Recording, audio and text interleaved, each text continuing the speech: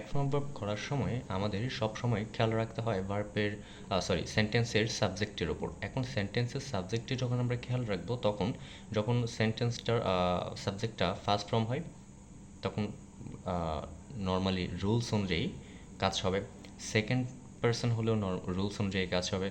যখন third person হবে তখন আমাদের একটু ভালো করে নজর দিতে হবে যে সেটি সিঙ্গুলার নাকি প্লুরাল।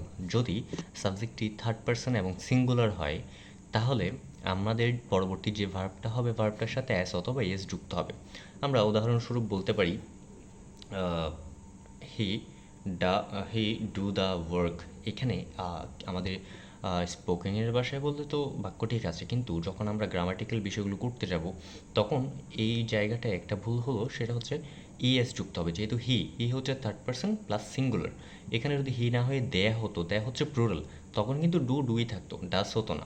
যেহেতু এখানে থার্ড পার্সন প্লাস সিঙ্গুলার, ঠিক আছে, হি মানে হচ্ছে সিঙ্গুলার, একজন ব্যক্তিকে বোঝাচ্ছে, তাই তখন নিয়ম অনুযায়ী হচ্ছে হি ডাজ দ্য ওয়ার্ক।